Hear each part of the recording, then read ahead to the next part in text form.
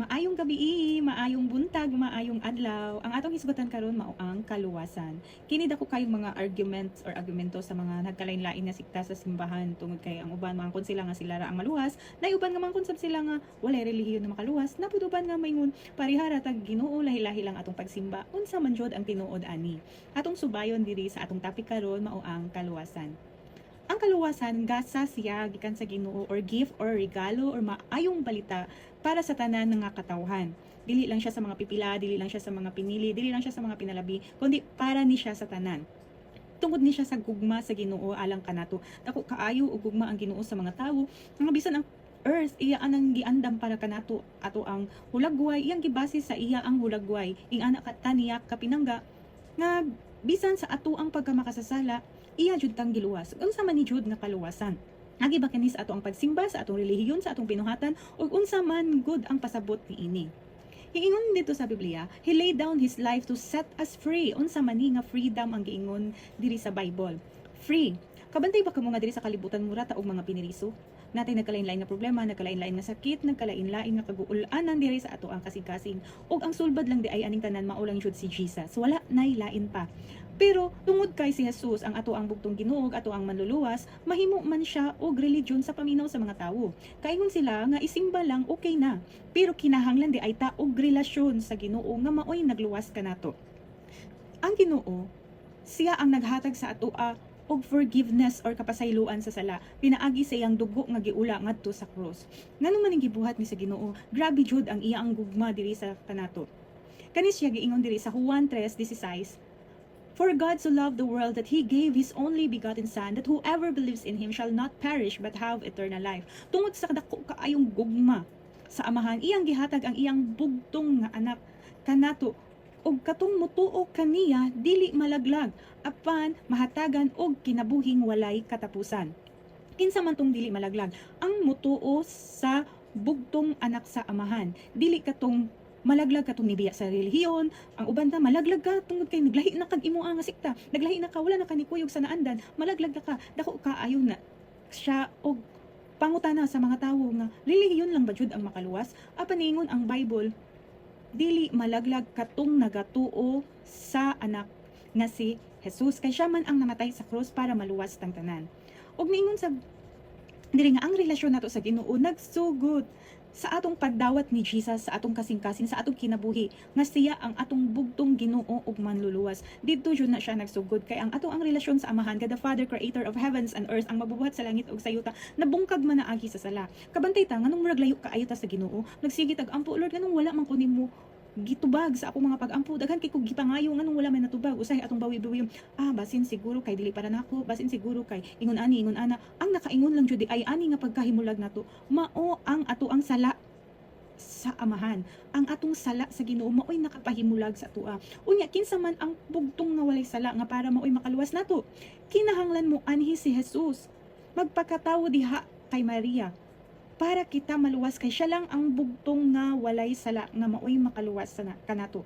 Lamb of God who takes away the sins of the world. He is pure, He is holy, wala siya sala bisan gamay. Siya ra ang na ay katungod, na ay right kay nga makaluwas nato tungod kay siya lang ang walay sala. Ako nang gibalik-balik para ma-emphasize nato nga walay ni isa ka tawo nga worthy ilansang sa cross para magluwas ka nato kay tanan nakasala. Si Jesus lang ang nianhi nga walay sala.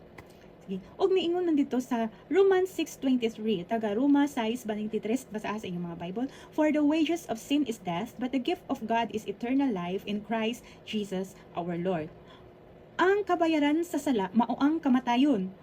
Daghan kaayog mga bayad karon di ba? Na jud bayad man ang sala. Ang kabayaran sa sala mao ang kamatayon. Mao nang kani nga kamatayon dili niyang ni kamatayon sa ato ang physical nga lawas nga kung makasala ta diretso tag kamatay kay kung mao man gani na ang basihan, daghan na kaayta nga matay karon kay tanan man ang nakasala. Pero kani siya ang pasabot ani kamatayon sa ato ang relasyon or pagkaputol sa atong relasyon diha sa Ginoo. Alayo na jud kayo ang tao sa Ginoo tungod na sa sala. Og kani siya nga kamatayon, eternal damnation ni siya, dili lang ni siya ingon nga kanang lahos og diretso nga pagkamatay nga murag mao to naligsan siya kay nakasala magudto siya, grabe kay ito siya sala, mao to nalitan na siya kay dako kay siya sala. Dili ingon ana, ang pasabot ani pagkahimulag nimo sa Ginoo nga dili lang ang imong lawas ang manubag, apil na ang imong kalag nga maimperno ang atong kalag ug bisan diri sa yuta ato ang ma-experience nga bulag na ta sa Ginoo. Pero naay pag-asa nga gihatag sa Ginoo. Naa siya'y hope. Ang Ginoo nagdala jud kanato og dako kaayong pag-asa og paglaom. Kung wala na kay paglaom, pasabot ana wala kay Ginoo. Naay Ginoo, naa siya gihatag nga gasa. Kung niadto ang kabayaran sa sala mao ang kamatayon, naghisgot siya og bayad, karon ang gasa nga gihatag sa Ginoo, ang regalo, ang gift, libre. Gift siya, dili siya bayad sa sala, kundi libre nga gihatag sa Ginoo. Kani nga libre nga gihatag sa Ginoo, pinaagi ni siya sa iyang anak nga si Hesukristo. Kay siya man ang anhi diri sa kalibutan. Ang pagdawat ani nga regalo nga eternal life kinabuhing walay katapusan, pinaagi lang jud ni Jesus. Andam baka dawaton nga libre man kani. Dagan kay maingon nga ayaw kay religion na, mausab ang imong religion, mausab ka og kanang tinuuhan. Kani siya libre, alang ni siya sa tanan. Dili ni siya about religion, about ni siya sa atong manunubos nga si Jesus, nga dawaton nato siya bisan unsa pa man ang imo ang religion, tungod kay ang religion dili na makaluwas sa atoa. Eternal life ang gihatag nga regalo sa Ginoo sa atoa. Unsa man ning eternal life? Mao ni ang atong relasyon sa Ginoo nga giuli ni Jesus tungod sa iyang pagpakamatay sa krus. Iyan na ning gihatag sa ato ang libre. Karon ang akong pangutana, dawaton ba nimo si Jesus sa imo ang kinabuhi isip imong bugtong manluluwas? Kung imo siyang dawaton sa imo ang kinabuhi, na ay kausaban nga mahitabo kanimo tungod kay libre kini, dili kini nato deserve. Wala nato ni gitrabahuan, wala nato ni siya gipakamatyan. Si Jesus ang nagpakamatay ug nabanhaw para ani alang kanimo. Nindot kayo ang ato ang gihiskutan nga pagdawat ni Jesus sa iyang sacrifice sa atoa o pagdawat niya isip ato ang bugtong Ginoo og manluluwas. Dili kani tungod sa religion, tungod kini sa ato ang Ginoo nga makigrelasyon ta sa iya nga mahimo siya natong bugtong nga Ginoo og manluluwas. Ako lang gibalik-balik para ato ang maklaro nga wala ko naghisgot og religion diri. Sige. Pinaagi sa dugo, katong gilansang si Jesus sa cross, na ato siya giula nga dugo, katong nga dugo, pure to siya. Sa unang panahon, nung wala pa si Jesus na ani sa kalibutan, ang mga tawo sa una, kung mangayo sila pasaylo, makasala sila, na sila mga nabuhat nga dili maayo, ang pagpangayo nila pasaylo, mag-offer sila sacrifice. Dito, mag-andam sila og sheep or karnero, mag-andam sila, yang ilang andamon nga karnero, kanang yung walay tatsa, walay buling, kanang nindot pure. Kumauna, pag-abot ni Jesus, siya ang manamanganta sa simbahan, Lamb of God who takes away the sins of the kabalo na mo anang kanta, Lamb of God who takes away the sins of the world, o Cordero sa Diyos nga nagawagtang sa mga sala sa kalibutan. Mao na siya ang Bisaya. Tungod kay si Jesus isip karnero sa unang panahon nga mag-andam sila karnero nga ila ang ihalad para sila mapasaylo silang mga sala. Pag-abot ni Jesus, siya na tong gitawag nga karnero nga gi-offer, nga walay tatsa, walay buling sa sala. I hope nasabtan nato nga si Jesus mong gitawag siya Cordero sa Diyos kay siya tong karnero nga ihalad. Ang sala manggod, ang kabayaran jud niya ang kamatayon. Dili ikaw ang namatay, dili ako ang namatay, dili kita tawo ang namatay si Jesus. Para lang jud ta mahatagan og kinabuhing walay katapusan. I hope that makes sense. No kay mana manggod ang uban, samot ng mga bride kanang kinahanglan man mag-ingana jud, kanang kinahanglan man. Wala ta jud makatugkad, dili ta jud makatugkad sa mga panghitabo sa espirituhanon nga bahin. Kung ato arang physical ang atong basihan, ang ato lang pangutok, ang ato lang makita, ang ato lang ma-feel, maulang na atong basihan, dili nato na matugkad. Pero tungod kay ang Ginoo mas labaw sa atoa, siya jud ang pinakataas sa tanan ug ang nakahimo niyang Ginoo kay dili jud ta katugkad sa iya. Kung matugkad nato siya, dili na siya Ginoo kay magkasinawot pare-pareha ra dayta. So mas labaw jud siya nato ang iya ang nature, ang iyang pagkasiya lahi ug labaw jud. Kusog sa unang panahon ning ato ang mga paagi giundang na ni Jesus, iya na nang gitapos tanan nga dili na ta maghalad-halad og karnero, dili na ta magdala dito. Ang uban magdala pag kanding, magdala pag kabaw, magdala pag baka, wala siguro kabaw ko kadung kabaw baka mga ana. Magdala pag mga ingon ani nga mga hayop para lang jud ilang i-offer. Karon makita ta mag-usahay gani kung naay birthday, magutang man gani tag ng dugo sa manok diri no, ilahanan nga naay birthday. Dili na ni siya mga kinahanglan tungod kay ang dugo ni Kristo dito sa cross enough na siya or sakto na siya para maluwas tang tanan. Nakita nato kung mag-andam ta og mga balay, kinahanglan nato paduguan, kinahanglan nato og mga butangan og kanang mga ingon ani-ani. Dili na siya kinahanglan. Ang importante kaila ka ni Jesus ug ang iyang dugo nga giula sa cross mao ang pinaka-importante nga dugo sa tanan. Pure and holy ang dugo ni Jesus. Sige. Tungod ani nga dugo ni Jesus, napasaylo ta sa atong mga sala og naluwas ta. Dili ni siya basta-basta. So, karon nga imong gidawat sa Jesus sa imong kinabuhi, welcome to the new life. Na kay bag-o nga kinabuhi diha ni Kristo. Na kay bag-o nga pagka-ikaw kay tungod kay andam naman ka sa pagdawat nimo ni Jesus, na siya dala nga kabag-uhan para kanimo. Dili basta-basta nga basta gidawat lang nimo siya og dahos nga dawat murarag wala ingon na, pero na ay dala si Jesus kay Ginoo man siya nga mobag-o sa imo ang kinabuhi. Ginoo man siya nga maghatag og kanindot sa imo ang kinabuhi, freedom kani nga kanindot freedom, dili na lang jud ta magka problema, pero naatay mga freedom sa atong kasakit, freedom sa ato ang mga gimbug aton sa atong kinabuhi, freedom sa ato ang mga gipangbati. Mo ni ang daghan ka itag masubay kung naa si Jesus sa ato ang kinabuhi. You can be rest assured that He will be with you every step of the way. Magkauban siya nimo og dili kaniya biyaan sugod sa mga panahon nga siya imong gidawat sa imo ang kinabuhi. He will never abandon you. Dili kaniya biyaan, dili kaniya talikdan. walay ni isa nga nidawat ni Kristo nga gitalikdan sa Ginoo. Ang tao na noon ang mitalikod sa Ginoo, dili ang Ginoo ang mitalikod sa tawo. His love and guidance, His words enables us to live a righteous life with Christ. Okay. Understanding the path towards our salvation, unsa man ni siya, ingon ang Ginoo nga siya ang dalan, siya ang kamatuoran o siya ang kinabuhi. No one comes to the Father except through me. Walay nakaadto sa Amahan kundi pinaagi lang ni Jesus. Walay nakaadto sa Ama, kinsa man ang gikan sa langit nga nianhi sa yuta ug nibalik sa langit, si Jesus lang. Siya lang ang nakatultol sa dalan ug siya ang dalan, siya ang kamatuoran, siya ang nagsulti aning tanan. Ang Bible, ang word ana si Jesus na mao nang giingon, sa sinugdanan mao ang pulong ug ang pulong nahimong tawo. In the beginning was the Word, and the Word was made flesh. Mao na siya kinabuhi. Ang pulong na sa Bible, ang word na sa Bible, day nahimo siyang tawo, nahimo siyang si Jesus. So ato na siyang ikinabuhi. Nga kaning tanan, ang paagi, ang dalan, ang kamatuoran, ang kinabuhi si Jesus lang. Mingon sila, alamay isa lang man atong ginulay, lahi lang ta pag-worship. Dili. Tungod kay ang klase sa pag-worship nabutang na sa Bible ug mao na ang atong sundon. Ingon didto, basahan natong Bible, makasabot jud ta unsa nga paagi ang gusto ni Jesus ang pagkuan. Dili taga na worship sa mga Buddha, dili siya si Jesus, si Allah, dili siya si Jesus. Si Jesus yun na siya. Gitawag siya sa kanang uban pinulungan Yeshua. Si Jesus, si Jesus sa Bisaya, ingana, si Jesus yun na siya.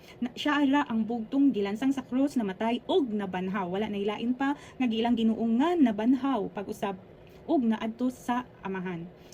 I hope wala ta nalibog nga dili tanan pareha og Ginoo. Muna subayon nato sa atong kasing-kasing susihon nato og ang Ginoo ba jud nato. Mao ba jud to ang Ginoo nga giingon sa Biblia. Wala taga mugna-mugna, wala taga buot-buot og kinsa nga Ginoo. The Lord loves us og gihigugmatan niya tanan mong gihatagan ta niya og kaluwasan. Og kaning kaluwasan mauni ang resulta og produkto or fruit sa kanang iya ang gugma nato. No kay gihigugma grabe jud kayo ang gugma sa Ginoo sa to ang giluwas jud ta niya sa sala nato. Ang gugma sa Ginoo mao'y nakapatutol sa sala nga naa sa tuwa. Bisan pa man sa ato ang pag-anak ng naanak ta diri sa kalibutan, nahimugso ta diri sa kalibutan, nakamatata sa sala nga kada tan-aw nato kaingon ta kani mga nabuhat, mga insakto ni sila, sala di ay sila.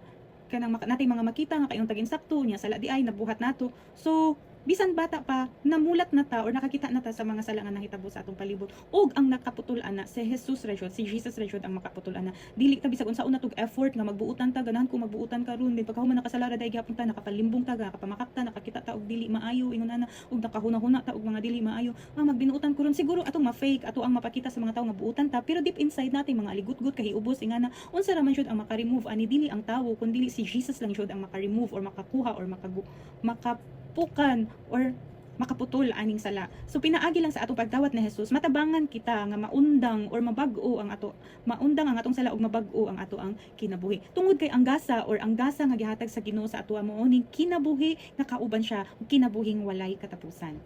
Si Jesus ang ato ang manluluwas.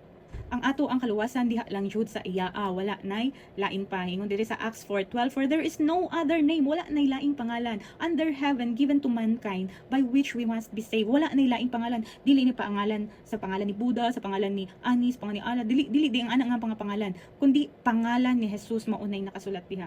Og ganitanan grasya lang ni tanan. It is by grace that you have been saved through faith. Grasya lang ni pinaagi sa imo ang pagtuo. Kung magtuo ka karon ug nagtuo ka karon nga si Jesus siya lang jud ang bugtong dalan ug ang kamatuoran, walay makulang kanimo kung tungod kay mao man jud ni ang kinahanglan. Not from ourselves, dili pinaagi sa atong kaugalingon, dili pinaagi sa imong kabuutan. Tingala ka nga mag-decide ka magbuutan, dili ra gyapon ka mabutan. Makaana ta malangit to siya kay buutan man to siya, pero dili day ang kana ang basihan. Ang basihan kung kaila ka, nagatuo ka o gidawat nimo si Jesus sa imo ang kinabuhi. Not by works, dili sa ato ang mga gipang buhat. Ang uban buhat jud og charity, manghatag sa mga kabos, magpatukod og simbahan, ingana maluwas to siya kay malangit to siya kay napatukod siya daghan kaayong simbahan. Unsaon na lang tong dili ka patukod og simbahan, unsaon na lang tong dili makapanghatag, ingana ang basihan lang jud kay si Jesus, kay nigadto sa langit, dili ang kita nga pagkatawo mo itan-awon, ang tan-awon kay kung naa ba jud si Jesus sa ato ang kasing-kasing, so that no one can boast. Maong walay makapanghinambog sa atong kaluwasan. Bisan ako nga nagsangyaw, dili ko makapanghinambog sa akong kaluwasan tungod kay grasya lang jud ni ang tanan. Hinatag lang ni nga libre, wala nako ni gitrabahoan, wala nato ni gitrabahoan. Grasya lang jud ni. Ang pangutana karon, imo baning dawaton na regalo nga gikan sa Ginoo, nga dili ka manghinambog tungod kay buutan ka, dili ka manghinambog tungod kay daghan kang nabuhat nga kaayuhan, pero imo ang ipaubos ang imong kaugalingon nga nidawat ka kay niangkon ka nga makasasala ka ug bisag unsa ang imong buhaton dili kakaluwas sa imo ang kaugalingon. Tungod lang jud ni sa gugma sa Ginoo para sa atoa. Dako kay siya gugma nga bisan iyang bugtong anak iya jud gihatag sa atoa. Kaya ba bata nga pagdawat nato ni Jesus as Lord and Savior na mahimo kitang anak sa Ginoo, adoptive child of God. So dili di ay tanan anak sa Ginoo, tanan binuhat sa Ginoo, pero katurang ni dawat ni Jesus mao ang mahimong anak sa Dios. Ang pagsugod nato nahimo pa kitang anak sa kalibutan kay gipanganak man ta sa kalibutan ug nahimugso ta sa kalibutan, nakakita ta sa mga sayop sa kalibutan, nahimo tang makasasala.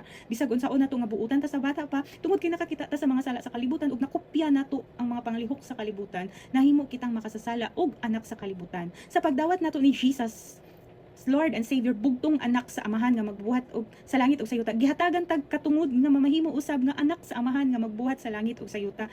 Mahimo kita og tungod kay na mahimo naman kitang anak sa amahan, nan muliwat na kita sa amahan nga mabuutan na ta ang ato ang pagkakita maparihan na og masasama na ni Jesus. Matingala ka na nakay pasensya, na ani kabag-uhan sa imong kaugalingon, ang imong kabuutan kay matingala ka, hala dili man ko ingon ani sa una na ingon ani nako karon. Tungod kay gihinluan naka sa dugo, sa balaang dugo ni Jesus. Tuuhi kini tungod kay kani ang pinaka-importante sa tanan. Dili kita makaluwas sa atong kaugalingon si Jesus ra jud.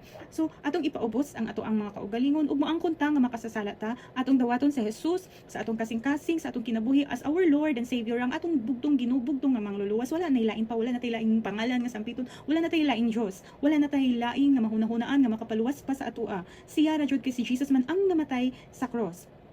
Atong i-decide or hatagan nato magdesisyon ta karon nga mahimo kitang sumusunod ni Jesus.